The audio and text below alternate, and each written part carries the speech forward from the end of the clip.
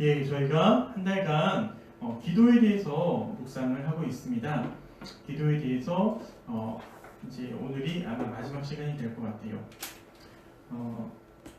근데 오늘 본문의 내용을 제가 좀 다른 버전의 다른 번역의 성경으로 한번 준비를 했는데요. 한번 읽어드리도록 하겠습니다. 악을 악으로 갚는 사람이 하나도 없도록 하고 언제나 서로 남에게 선을 행하도록 힘쓰십시오. 또 모든 사람에게 선을 행하십시오. 항상 기뻐하십시오. 늘 기도하십시오. 어떤 처지에서든지 감사하십시오. 이것이 그리스도 예수를 통해서 여러분에게 보여주신 하나님의 뜻입니다. 성령의 불을 끄지 말고 성령의 감동을 받아 전하는 말을 멸시하지 마십시오. 모든 것을 시험해 보고 좋은 것을 꼭 붙드십시오. 그리고 악한 일은 어떤 종류이든지 멀리 하십시오. 평화의 하나님께서 여러분을 온전히 거룩한 사람으로 만들어 주시기를 빕니다. 네, 이 구절 평소에 우리가 이렇게 개역개정으로 읽을 때는 항상 기뻐하라, 쉬지 말고 기도하라, 이 부분이 사실은 되게 선언적이어서 눈에 확 들어오잖아요. 근데 이렇게 한국말처럼 조금 이렇게 현대어로 풀어서 문장으로 이렇게 쓰니까 저한테는 어떤 것이 가장 먼저 이렇게 와닿았냐면 하나님께서 여러분을 온전히 거룩한 사람으로 만들어 주시기를 빕니다. 예. 이 간구의 내용이 가장 눈에 확 들어오더라고요. 그래서 이게 번역의 묘미인가 보다 라고 생각했어요. 문장이 이렇게 새롭게 보이더라고요. 그래서 오늘 제목도 온전함으로 이끄는 힘이 바로 기도에 있다 라고 제목을 정해봤습니다. 사실 저는 기도에 대해서 얘기를 하라고 하면 많이 혼란스럽습니다. 왜냐하면 많은 한국 교회의 다양한 문화 속에서 저는 자라왔고 영향들을 받아왔고 그래서 우리가 흔히 얘기하는 오순절 그런 것처럼 방언도 하고 막 이렇게 기도하다 막 쓰러지기도 하고 또 그런 예언적인 거 있잖아요. 이런 것도 좀 10대 후반이나 20대 초반에는 경험을 했었어요. 진짜 깜짝 놀랄 만큼 즉각적인 이런 것들을 깜짝 놀랐어요. 왜냐면 너무 선명하게 소리가 들렸고 그것대로 이렇게 된 것들을 몇 번 봐서 그게 너무 신기해가지고 20대 때 초반 때는 거의 기도실에서 살았습니다. 그래서 학교에는 서울신학대학교에는 기도실이 여러 군데 있는데 본관 중앙에 친목 기도실이 있고 그리고 그때는 명언기념관이었나요? 거기 기도탑이 있었고요. 그리고 기숙사에는 없었고 산 기도하는 곳이 또 있었고 대학원 건물에도 기도실이 있었고 그래서 항상 아침에 본관에 가서는 본관 중앙에 가서 침묵 기도를 합니다. 물론 기숙사에 살았으니까 새벽 기도하고요.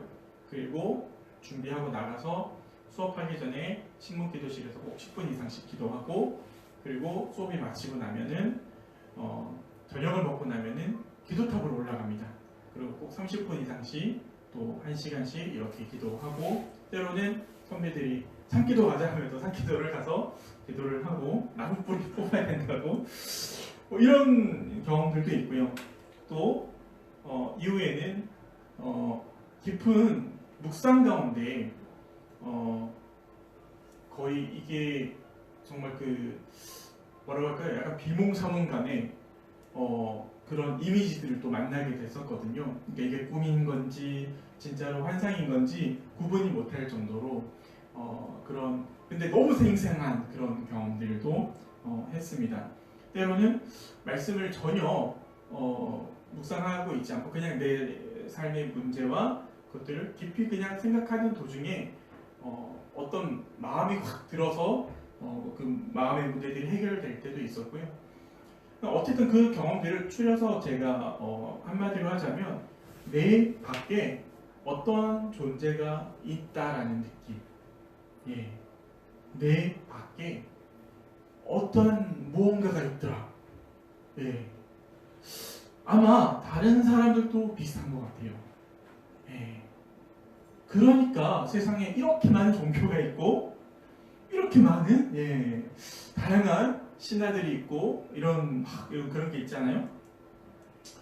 그래서 우리는 여전히 그런 경험들을 찾아 헤매는 것 같아요. 왜냐하면 그런 순간이 나의 한계를 이렇게 뛰어넘게 하는 경험이 되기 때문에 그런 것 같아요.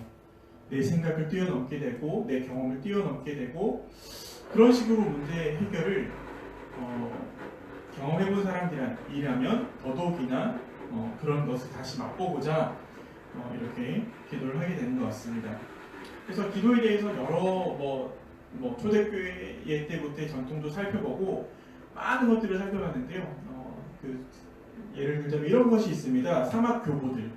사막으로 들어가서 경건 생활을 하시던 분들은 예수 기도라는 것이 있습니다. 그래서 예수님의 이름으로 계속 기도를 하는 거예요. 이것은 예수 기도라는 책으로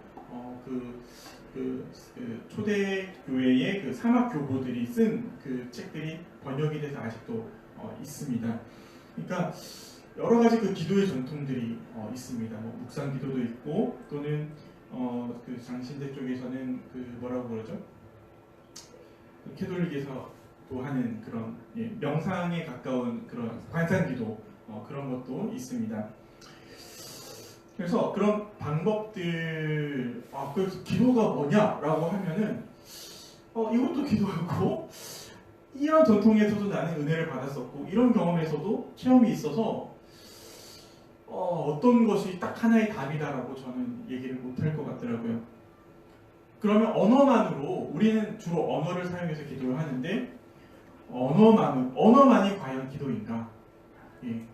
근데 제 경험에서도 아까 얘기했듯이 내가 말하지 않아도 하나님께서 다 알고 계신다. 내가 너와 그 순간에도 함께했다. 라는 메시지를 저에게 분명하게 주신 적이 있기 때문에 그래. 정말 신비로운 것 같아요.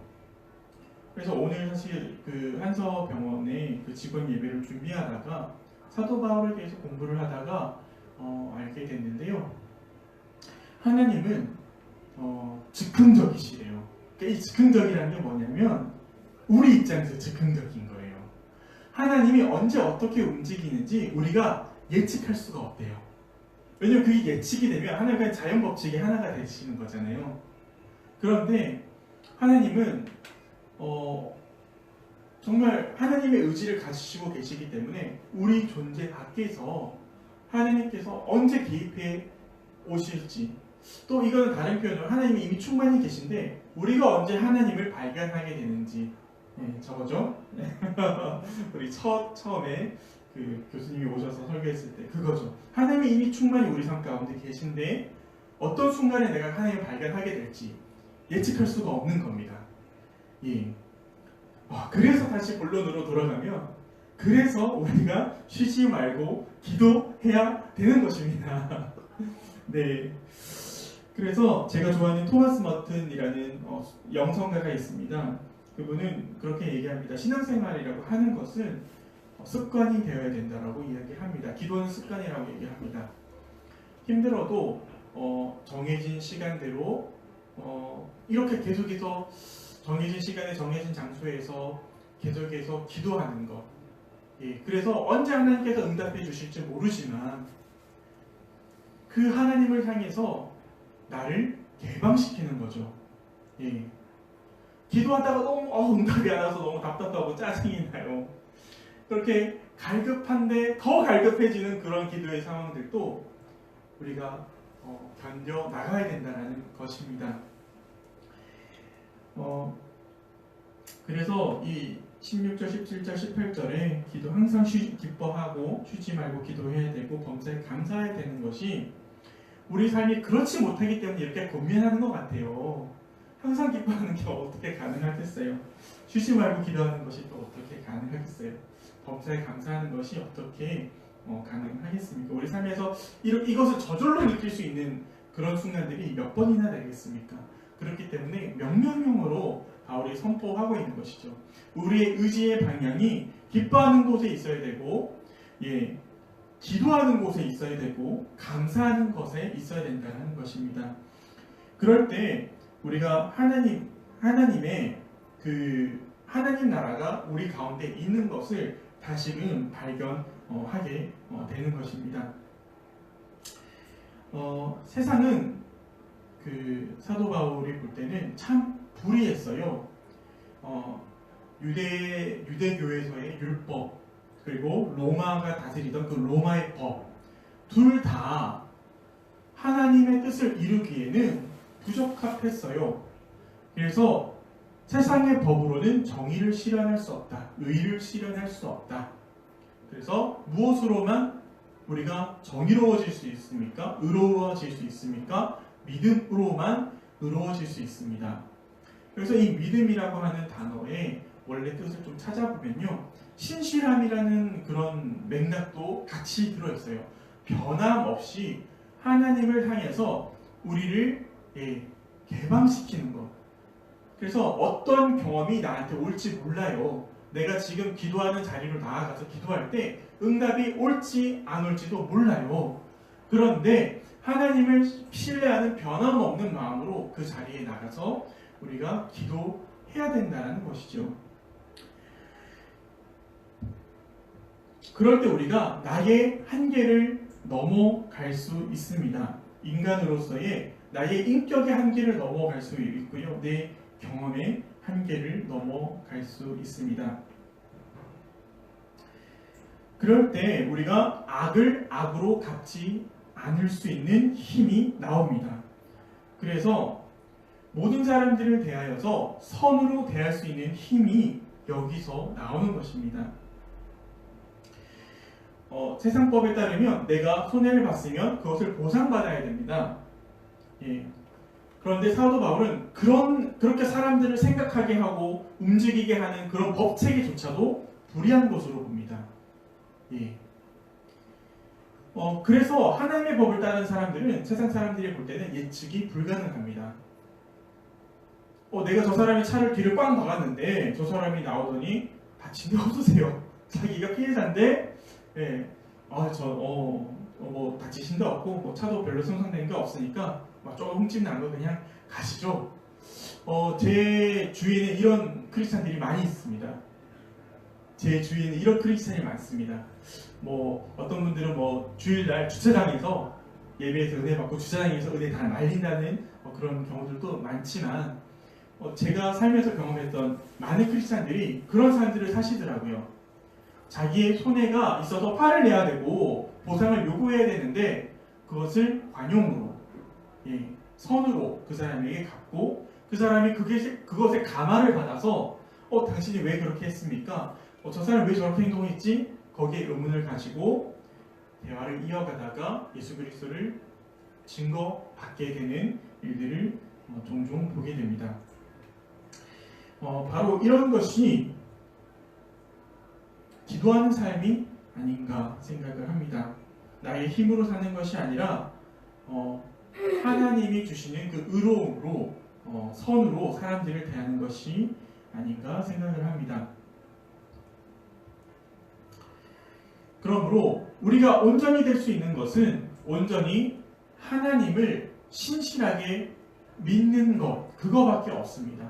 지금 당장 나한테 응답이 있거나 답이 있거나 경제적인 문제가 해결되거나 내 삶의 어떤 환경들이 풀어지기 때문에 교회에 나오고 뭔가 이렇게 예배를 드리고 하는 것이 아니라 그저 하나님을 신뢰함으로써 하나님 앞으로 나아가는 것, 그것이 바로 기도이고요.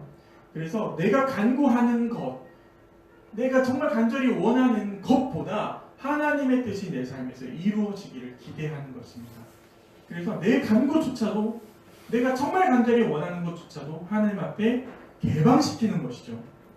이것이 하나님의 뜻이거든 이루어주시고, 그러지 않으면 나라고 알고 있는 것을 내려놓게 하여 주시옵소서. 개방할 수 있는 것입니다.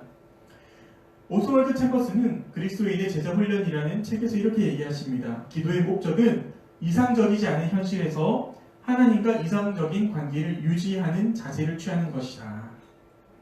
이곳에서의 현실은 우리에게 이상적인 조건을 제공하기 위해 있는 것이 아니라 주님과의 관계를 실현할 수 있도록 하기 위한 것이다. 그러므로 기도는 우리가 영적으로 살아있기 위해서 하나님과 계속해서 대화를 하는 것인데요. 관계를 계속 맺기 위한 것인데요. 그것이 내가 기도하기 좋은 이상적인 상황, 하나님을 믿기 이상적인 상황이 아니라 기뻐할 수 없고 감사할 수 없고 기도할 수 없는 그 순간들 속에 기뻐하며 감사하며 기도하며 나아가는 의지를 뜻하는 것입니다. 그것이 예수님의 삶이셨고 사도 바울의 삶이었고 다른 제자들의 삶이었습니다. 그러므로 그리스도를 따라보지 않은 우리들의 삶에서 이러한 기도 훈련들로 나아가서 제자됨을 성숙하게 이루어나가야 합니다. 시간이 되었습니다. 우리 이제는 말씀을 마치려고 합니다. 다시금 제가 데살로니가전서 5장 15절에서 23절을 낭독한 후에 우리 함께 기도하며 나아갔으면 좋겠습니다. 악으로 갚는 사람이 하나도 없도록 하고 언제나 서로 남에게 선을 행하도록 힘쓰십시오. 또 모든 사람에게 선을 행하십시오. 항상 기뻐하십시오. 늘 기도하십시오. 어떤 처지에서든지 감사하십시오. 이것이 그리스도 예수를 통해서 여러분에게 보여주신 하나님의 뜻입니다. 성령의 불을 끄지 말고 성령의 감동을 받아 전하는 말을 멸시하지 마십시오. 모든 것을 시험해 보고 좋은 것을 꼭 붙드십시오. 그리고 악한 일은 어떤 종류이든지 멀리 하십시오. 평화의 하나님께서 여러분을 온전히 거룩한 사람으로 만들어 주시기를 빕니다. 아멘.